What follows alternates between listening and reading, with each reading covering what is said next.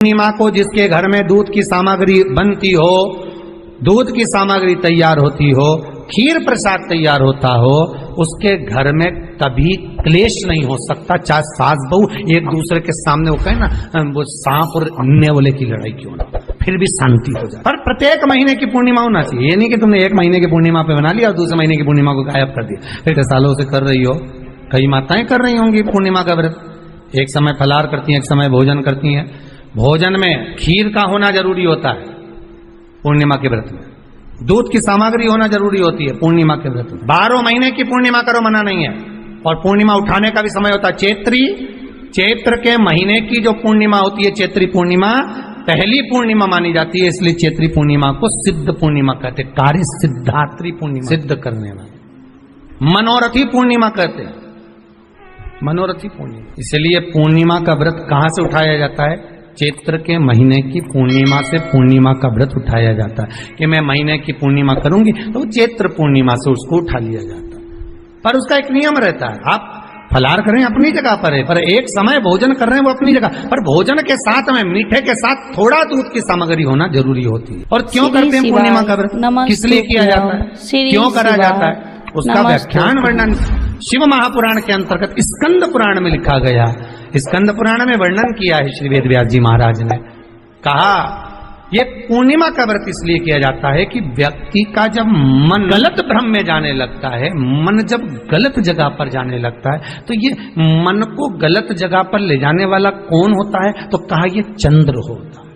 व्यक्ति की राशि के अंतर्गत, व्यक्ति की पत्रिका के अंतर्गत, व्यक्ति की ग्रह दशा के अंतर्गत जब चंद्र बेकार चलता है तो व्यक्ति अच्छा करते करते भी बेकार करने लगे। चंद्र डोल रहा है। कई माताएं कहती हैं, गुरुजी हमारे बेटे को आशीर्वाद दीजिए, बहुत गलत संगत में जा रहा है। मतलब समझ जाना कि चंद्र गड़बड़ जा रहा है। बेटी अगर गलत मार्ग पर जा रही है,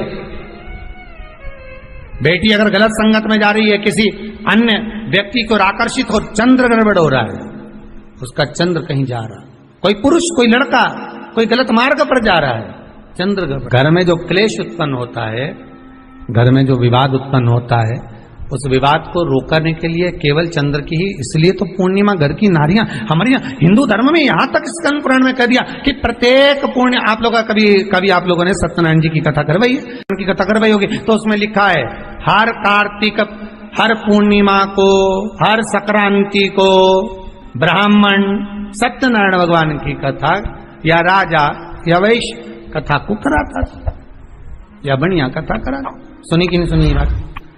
सत्यनारायण भगवान की कथा में लिखा है, स्कंद पुराण के अंतर्गत जो सत्यनारायण भगवान की कथा का स्मरण किया उसमें लिखा है श्री शिवाय नमस्तुभ्यम, श्री शिवाय नमस्तुभ्यम। संक्रांति पूर्णिमा को सत्यनारायण की कथा करवाने लगा और ये योनि को प्राप्त हुआ, इस योनि से छूटा, इस योनि में गया, लिखा है सब कुछ। अब उत्ते से समझ जाओ कि पूर्णिमा को सत्यनारायण की कथा करने का बोला, पूर्णिमा को सत्यनारायण की कथा का क्यों बोला? वैसे तो रोज कराओ सत्यनारायण जी की कथा, प्रतिदिन कराओ, मना नहीं है। आप क्या कोई विशेष फंक्शन है आप सत्यनारायण जी की कथा करवा, पर पूर्णिमा संक्रांति को, और संक्रांति को पूर्णिमा को सत्यनारायण की कथा का स्मरण क्यों करवाया गया? क्योंकि पूर्णिमा के दिन अगर ये भगवान का व्रत रख लेगी, पूर्णिमा के दिन अगर ये खीर का प्रसाद बना लेगी, थोड़ा सा दूध की कोई सामग्री बना लेगी और भगवान को भोग लगा देगी,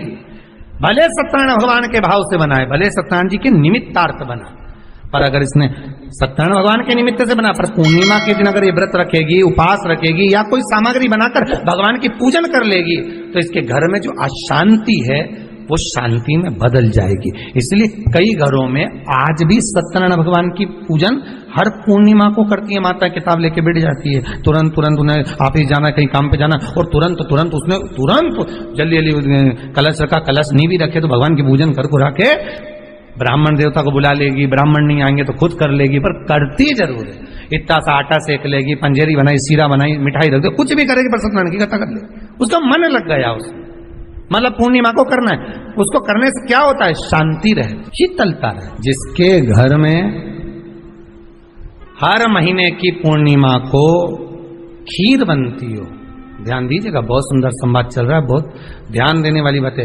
प्रत्येक महीने की पूर्णिमा को जिसके घर में दूध की सामग्री बनती हो, दूध की सामग्री तैयार होती हो, खीर प्रसाद तैयार होता हो, उसके घर में कभी क्लेश नहीं हो सकता। चाहे सास बहू एक दूसरे के सामने होता है ना, श्री शिवाय नमस्तुभ्यम, श्री शिवाय नमस्तुभ्यम। पर प्रत्येक महीने की पूर्णिमा होना चाहिए। ये नहीं कि तुमने एक महीने की पूर्णिमा पे बना लिया और दूसरे महीने की पूर्णिमा को गायब कर दिया। फिर किसी ने कह दिया आज चूरमा तो बन रहा है, दाल बाटी तो बन रही है चूरमे के साथ में, लड्डू बन रहा है, तो काय को खीर बना रही हो? तो तुमने अब वो खीर प्रसाद, भगवान थोड़ी ना कहेगा कि तू मेरे पास में आए तो मेरे चरण की रज लेकर जा।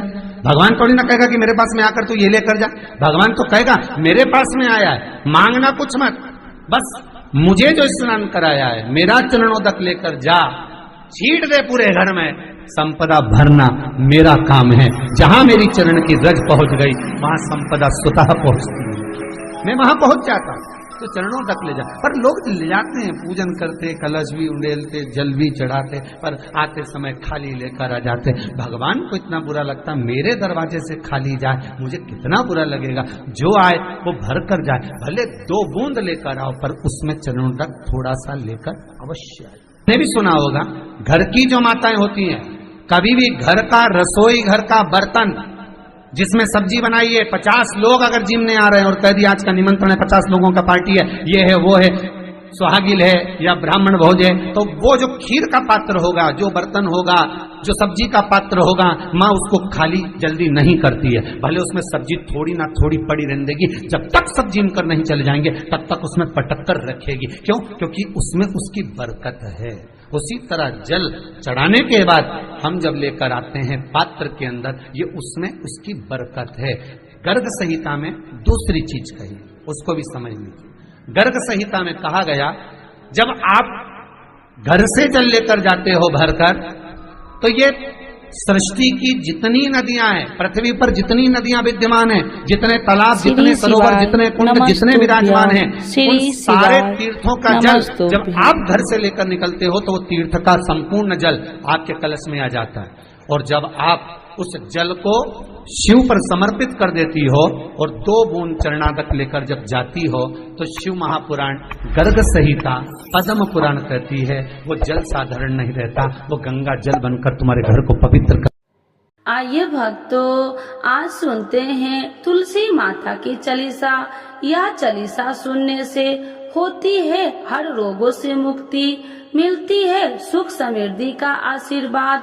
तो एक बार बोलिए प्रेम से विष्णु भगवान की जय, तुलसी माता की जय, भगवती माता की जय। श्री तुलसी महारानी करु विनय सिरनाय, जो मम हो संकट विकट दीजे मात नसाय।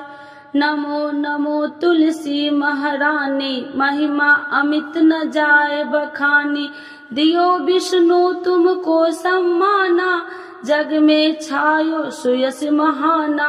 विष्णु प्रिय जय जयंती भवानी, तिहु लोक की हो सुख खानी।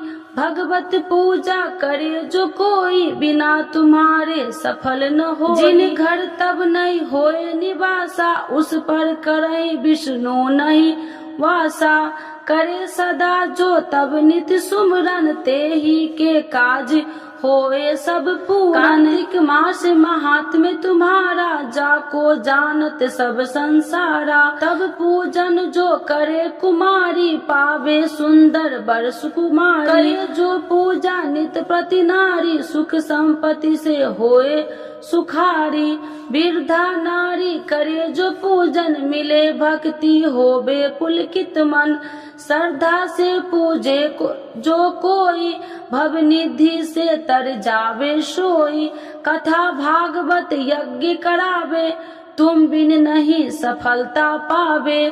छायो तब प्रताप जग भारी, ध्यावत तुम्हि सकल चितधारी। तुम्हि मात यत्र तंत्र में, सकल काज सीधे होवे क्षण में।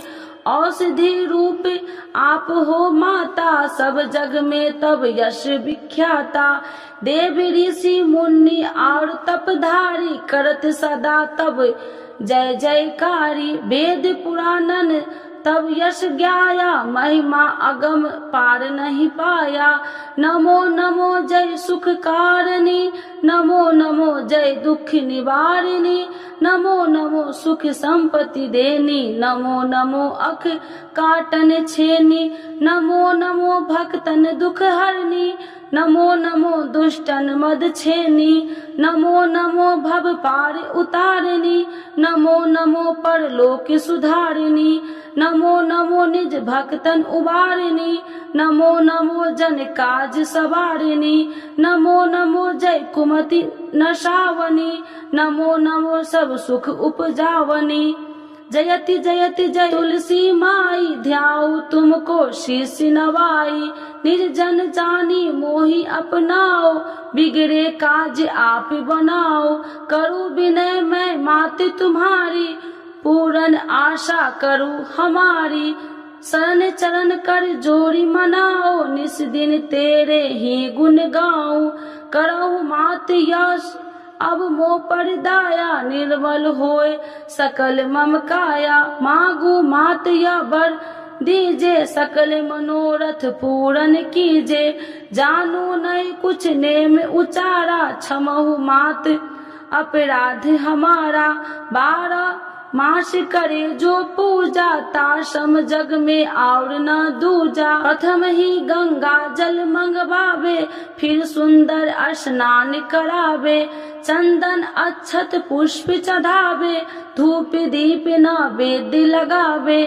करे आचमन गंगा जल से ध्यान करे हृदय निर्मल से पाठ करे फिर 40 की स्तुति करे माते तुलसी की यह विधि पूजा करे हमेशा ताके तन नहीं रहे कलेशा करे मास कार्तिक का साधन शोभे नित्य पवित्र सिद्ध हो जाई है यह कथा महासुखदाई पढ़े सुने सो भव तर जाई। यह श्री तुलसी चालीसा पाठ करे जो कोई गोविंद सो फल पावही जो मन इच्छा होई। तो एक बार बोलिए प्रेम से विष्णु भगवान की जय, तुलसी माता की जय, भगवती माता की जय, सर्व देवी देवताओं की जय।